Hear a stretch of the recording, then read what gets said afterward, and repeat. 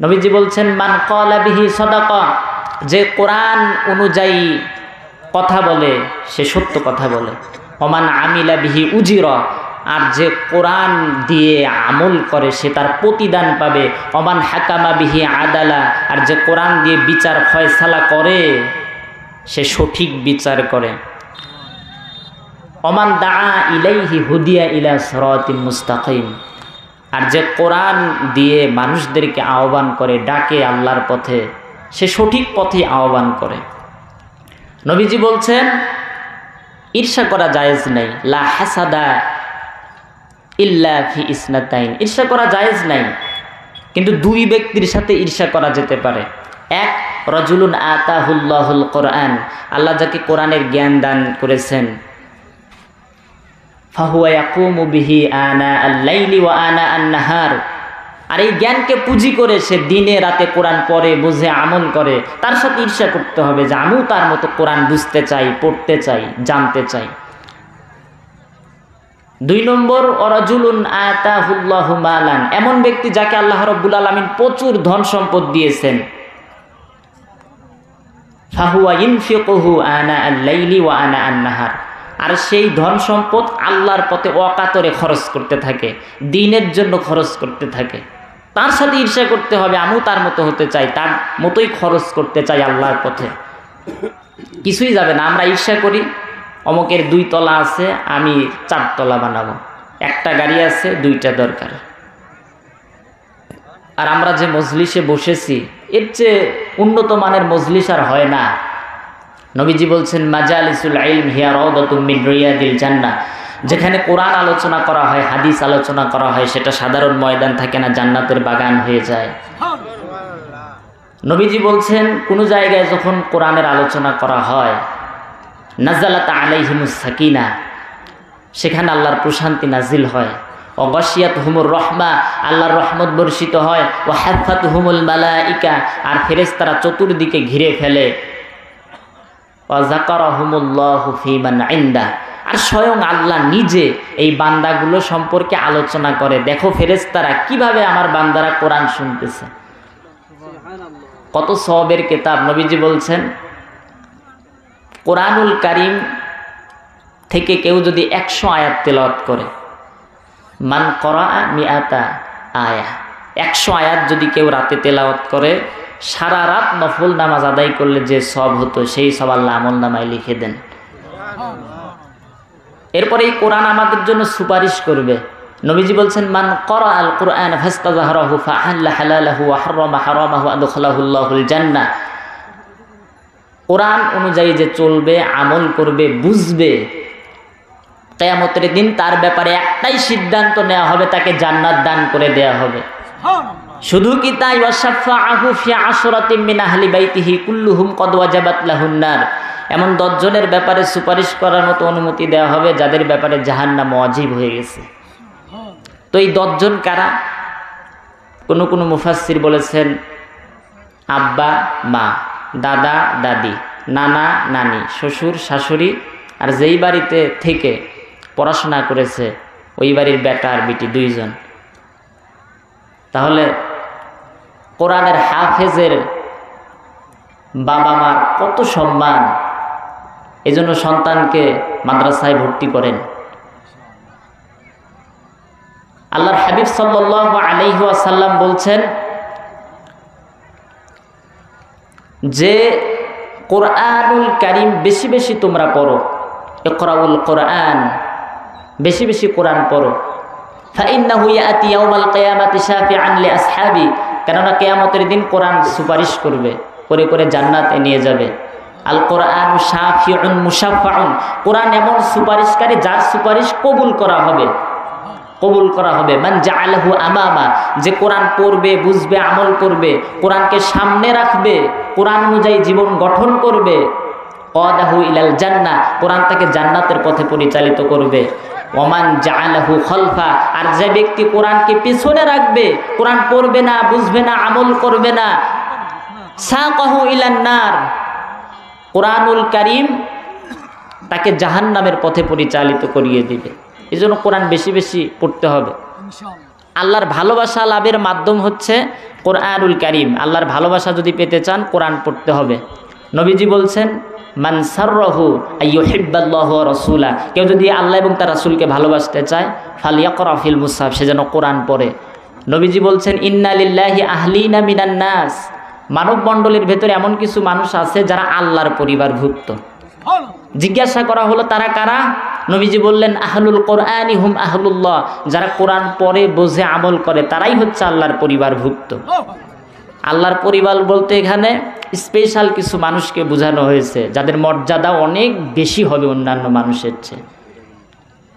তাহলে কোরআনুল কারীম বেশি বেশি পড়তে হবে। এরপরে সফলতার চাবি হচ্ছে কোরআন। নবীজি বলছেন ইন্নাল্লাহা ইয়ারফাউ বিহাযাল কিতাব, কোরআনুল কারীম অনুযায়ী যেই জাতি পরিচালিত হয়, রাষ্ট্র চলে, সমাজ চলে, ওই রাষ্ট্র ওই সমাজের লোকদের আল্লাহ সফলতা দান করেন। ওয়ায়াদউ বিহি আখিরিন, আর যারা কোরআন পড়ে না, বুঝে না, আমলও করে না, সমাজ চালায় না, রাষ্ট্র চালায় না, তাদের উপর আল্লাহর গজব পড়ে, তাদের পতন ঘটিয়ে দেন। আজ হোক কাল হোক পতন ঘটিয়ে দেন। ফেরাউন বাঁচতে পারে নাই। ওয়াজাওয়াজনা বিবানি ইসরাঈলাল বাহরা ফাআতবাআহুম ফিরআউন ওয়া জুনুদুহু বাগায়া ওয়া আদওয়া হাত্তা ইযা আদরাকাহুল গরক, ফেরাউন যখন ডুবতে শুরু করছে একবার উপরে চলে যায় আর একবার পানির নিচে চলে যায়, পেট গেছে পটকা মাছের সাইজ হয়ে। তখন বলে আমানতু আন্নাহু লা ইলাহা ইল্লাল্লাযী আমানাত বিহি বানু ইসরাঈল, ও আল্লাহ আমি ঈমান আনলাম ওই ইলাহের উপর যার উপর ঈমান আনছে বনি ইসরাইল কওমের লোকেরা, এরপরেও আমারে সুবাও কেন? আল্লাহ বলেন আল আন ওয়া ক্বাদ আসাইতা ক্বাবলু ওয়া কুনতা মিনাল মুফসিদিন, এখন সারাটা জীবন আমার গোলামদেরকে জ্বালাইছো, ধরছো আর মারছো, ফাঁসির কাস্টে ঝুলাইছো, তোমার কোনো ছাড় নাই, মারবো কিন্তু তোর লাশটা বাঁচায় দেব। আজও ফেরাউনের লাশ আছে। তো যাই হোক, কোরআনের কথা বলতেছিলাম। কোরআন পড়তে হবে তারতিল সহকারে, ধীর স্থিরভাবে। নবীজি বলছেন লাইসা মিন্না মাল্লাম ইয়াতাগান্না বিল কোরআন, যে কোরআন তারতিল সহ পড়ে না সে আমার দলভুক্ত নয়। বিশ্বনবী সাল্লাল্লাহু আলাইহি ওয়াসাল্লাম বলেন যায়্যিনুল কোরআন বিআসওয়াতিকুম, তোমরা সুললিত কণ্ঠে কোরআন পড়ো, কারণ সুললিত কণ্ঠে কোরআন পড়লে কোরআনের সৌন্দর্য বৃদ্ধি পায়। নবীজিকে জিজ্ঞাসা করা হলো আইয়ুন নাসি আহসানু সাওতান বিল কোরআন, কোরআন তেলাওয়াতে সবচেয়ে ভালো কণ্ঠ কার? নবীজি বললেন যে ধীর স্থিরভাবে তারতিল সহকারে কোরআন পড়ে তার কণ্ঠ সবচেয়ে ভালো।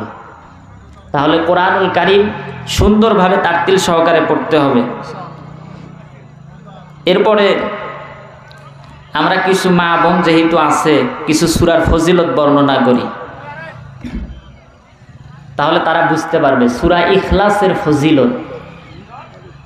আল্লাহর হাবিব সাহাবাদের বললেন এক রাতে কোরআনের 10 পারা কেউ পড়ে শোনাতে পারবে? সাহাবীদের কাছে বিষয়টা ভারী মনে হলো, বলল হুজুর আমরা পারবো না। নবীজি বললেন সূরা ইখলাস একবার পড়লে 10 পারা কোরআন খতমের সওয়াব হবে। নবীজি বলেন 3 বার পড়লে 30 পারা কোরআন খতমের সওয়াব হবে। 10 বার যদি কেউ পড়ে বানাল্লাহু লাহু কসরান ফিল জান্নাহ, আল্লাহ তার জন্য জান্নাতে বাড়ি তৈরি করবেন, প্রাসাদ নির্মাণ করবেন। একজন সাহাবী এসে বলল হুজুর সূরা ইখলাসকে তো আমি ভালোবেসে ফেলেছি। নবীজি বললেন এই ভালোবাসা তোমাকে জান্নাতে পৌঁছিয়ে দিবে। এরপরে সূরা ফালাক, গুরুত্বপূর্ণ সূরা। একজন সাহাবীকে নবীজি ডেকে বললেন ও সাহাবী, আমি কি তোমাকে এমন একটি ঝাড়ফুঁকের কথা বলে দেব না যেটা দিয়ে আশ্রয় প্রার্থনাকারীরা আশ্রয় প্রার্থনা করে থাকে? সাহাবী বললেন হুজুর বলে দেন। নবীজি বললেন সূরা ফালাক আর নাস, এ দুটি হচ্ছে মুআব্বিজাতান, ঝাড়ফুঁকের মন্ত্র। আপনারা সকালে পড়ে ফু দিবেন, 2টা সূরা পড়ে হাতে ফু দিবেন, তারপরে গোটা দেহ মাসহে করবেন, কোনো জাদুটোনা গ্রাস করতে পারবে না। সূরা মুলকের ফজিলত, নবীজি বলেন মিনাল কোরআনি সূরাতুন সালাসুনা আয়া, কোরআনে 30 আয়াত বিশিষ্ট এমন একটা সূরা আছে শাফাআত লিরাজুলিন, যেটা বান্দার জন্য সুপারিশ করবে, তার তেলাওয়াতকারীর জন্য সুপারিশ করবে। হাত্তা গুফিরা লাহু, শেষ পর্যন্ত মাফ করে তাকে জান্নাতে নিয়ে যাবে। এরপরে আরো অনেক গুরুত্বপূর্ণ সূরা আছে। সূরা ফালাক, সূরা নাস, সূরা ইখলাস, এরপরে সূরা মুলক বেশি বেশি পড়বেন। এরপরে সূরা বাকারা পড়বেন। নবীজি বলেন, যেই ঘরে সূরা বাকারা পাঠ করা হয় সেই ঘরে শয়তান থাকে না, দৌড়িয়ে পালায়। ইন্না লিকুল্লি শাইইন সিনামা, প্রত্যেকটা বস্তুর চূড়া আছে। ওয়া সিনামুল কোরআনি সূরাতুল বাকারা, আর কোরআনের চূড়া হচ্ছে সূরা বাকারা। এই বাকারার ভেতরে আবার একটা আয়াত আছে, আয়াতুল কুরসি। সূরা বাকারার 255 নম্বর আয়াত। নবীজি বলছেন, মান করা আয়াতাল কুরসি, যে ব্যক্তি আয়াতুল কুরসি পড়বে, দুবুরা কুল্লি সলাতিন মাকতুবা, প্রত্যেক ফরজ নামাজের পর, তাহলে জান্নাতে যাওয়ার পথে মৃত্যু ছাড়া কোনো বাধা থাকবে না। লোকটা মরে না তাই জান্নাতে যায় না, মরলেই জান্নাতি। চিল্লায় বলেন আল্লাহু আকবার। এরপরে কোরআন বুঝে পড়তে হবে।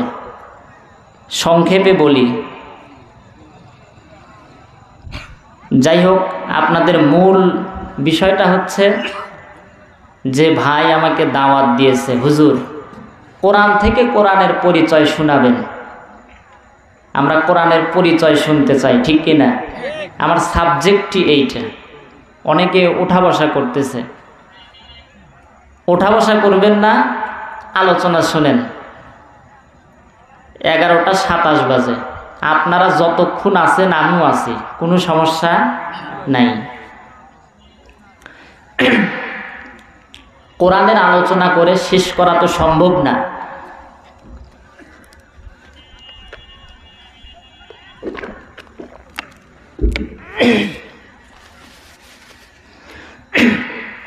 কোরআন হচ্ছে পৃথিবীর ভেতরে আজিম কিতাব। আমার সাউন্ড এই দুই পাশের যে বক্স আছে এইটাতে একটু সিস্টেম মতো দিবেন, যেন আওয়াজটা বেশি বাড়ি না খায়, মানে স্বাভাবিক থাকে।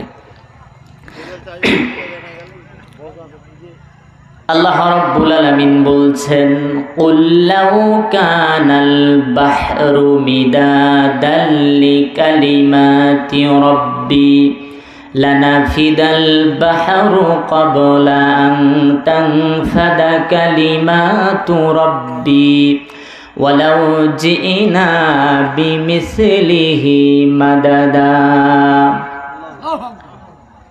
কোরআনুল কারীম, নবী আপনি বলে দেন, তামাম পৃথিবীর সমস্ত গাছপালা তরুলতাগুলি যদি কলমে পরিণত হয়ে যায়, সমুদ্র মহাসমুদ্রের পানিগুলি যদি কালিতে পরিণত হয়ে যায়, পানিরূপী কালি দিয়ে, গাছরূপী কলম দিয়ে আপনার রবের কালামের ব্যাখ্যা লেখা যদি শুরু হয়ে যায়, লিখতে লিখতে তামাম পৃথিবীর সমস্ত পানিরূপী কালিগুলি ফুরিয়ে যাবে।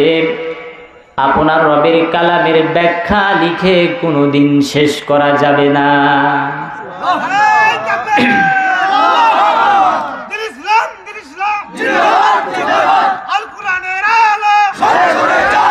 এটি হচ্ছে সেই আজিম কিতাব। আর এই কিতাবের আলোচনা চুপ করে আদবের সাথে শুনতে হবে। আল্লাহ রাব্বুল আলামিন বলেন, ওয়া ইযা কুরিআল কুরআনু ফাসতামিউ লাহু ওয়া আনসিতু লাআল্লাকুম তুরহামুন। তোমাদের সামনে যখন কোরআনুল কারীমের তেলাওয়াত হয়, চুপ করে বসে শুনবা, এতে করে তোমাদের উপরে আল্লাহর রহমত বরকত নাজিল করা হবে। কোরআনের 3 নম্বর সিফতি নাম হচ্ছে আয়াত। আল্লাহ বলছেন, ইন্নাল্লাযীনা কাযযাবু, যারা আমার আয়াতগুলোকে অস্বীকার করে, ওয়াস্তাকবারু আনহা, আর এটা নিয়ে বাড়াবাড়ি করে, অহংকার প্রদর্শন করে, লা তুফাত্তাহু লাহুম আবওয়াবুস সামা, তাদের জন্য আকাশের দরওয়াজা খোলা হবে না। ওয়ালা ইয়াদখুলুনাল জান্নাহ, আর তারা জান্নাতেও যেতে পারবে না। হাত্তা ইয়ালিজাল জামালু ফি সামিল খিয়াত, যদি সূচের ছিদ্র দিয়ে উট প্রবেশ করতে পারে তাহলে জান্নাতে যেতে পারবে। তো সূচের এই ছোট্ট ছিদ্র দিয়ে কোনোদিন উট প্রবেশ করতে পারবে না, তারা জান্নাতেও যেতে পারবে না। আল্লাহ বলেন, ওয়াকাযালিকা নাজিজিল মুজরিমিন, এভাবে করে আমি অপরাধীদেরকে শাস্তি প্রদান করে থাকি। কোরআনুল কারীমের 4 নম্বর সিফতি নাম হচ্ছে আল হাকিম। আল্লাহ বলছেন ইয়াসিনুল কোরআনিল হাকিম, বিজ্ঞানময় কোরআনের শপথ। 5 নম্বর নাম হচ্ছে আল আজাবা। আল্লাহ পাক বলছেন ইন্না সামি'না কোরআনান আজাবা ইহদি ইলার রুশদ ফাআমান্না বিহি। তো যাই হোক, এরকম অসংখ্য নাম আছে, বলতে বলতে রাত শেষ হয়ে যাবে। এই জন্য নাম যাই আমরা জানছি, পরবর্তী বিষয়টি সম্পর্কে আমরা জানার চেষ্টা করি। আল কোরআনের শিক্ষা হচ্ছে সর্বোত্তম শিক্ষা। নবীজি বলছেন খয়রুকুম মান তাআল্লামাল কোরআনা ওয়া আল্লামা, সর্বোত্তম ওই ব্যক্তি যে নিজে কোরআন শিখে অপরকে শিক্ষা দেয়। ইউকালু লিসাহিবিল কোরআন ইকরা ওয়ারতাকি ওয়ারাত্তিল কামা কুনতা তুরাত্তিলু ফিদ দুনিয়া ফাইন্না মানজিলাকা ইনদা আখিরি আয়াতিন তাকরাউহা। কিয়ামতের দিন কোরআনের তেলাওয়াতকারীকে বলা হবে তেলাওয়াত করো আর জান্নাতের সিঁড়ি বেয়ে বেয়ে উপরের দিকে উঠতে থাকো। তোমার তেলাওয়াত যেখানে গিয়ে শেষ হবে ওটাই হবে তোমার বরাদ্দকৃত জায়গা। আমরা তো শুধু কুলহুর সূরা পারি, বেশি বেশি তেলাওয়াত করেন, শেখেন। আর যে দেহে কোরআন নাই, নবীজি বলছেন ইন্নাল্লাযী লাইসা ফি জাওফিহি শাইউম মিনাল কোরআনি কাল বাইতিল খরিব, যে দেহে কোরআন নাই ওটা হচ্ছে সারা বাড়ির মতো, বিরান বাড়ির মতো। বিরান বাড়িতে কি থাকে? ভাগ থাকে, ভাল্লুক থাকে, উল্লুক থাকে। যে দেহে কোরআন নাই ও দেহে ওগুলোই থাকে। নবীজি বলছেন, আর এটা পড়লেই সওয়াব। নবীজি বলছেন মান করা হারফাম মিন কিতাবিল্লাহ, যে ব্যক্তি কোরআন থেকে একটা হরফ তেলাওয়াত করবে ফালাহু হাসানাতুন, তার জন্য একটা নেকি আছে। ওয়াল হাসানাতু বিআশরি আমসালিহা, আর এই একটা নেকিকে আল্লাহ রাব্বুল আলামিন 10 গুণ পর্যন্ত বৃদ্ধি করে দিবেন। শুধু কি তাই? নবীজি বলছেন আমি একটি রাতে কোরআনে কারীম তেলাওয়াত করতেছিলাম, আমার সামনে ছিল জিনেদের একটি দল। যখন তারা আমার মুখে কোরআন শুনেছে তখন এই কথা না বলে পারে নাই, ইন্না সামি'না কোরআনান আজাবা, আমরা এক আশ্চর্য কিতাব শুনেছি।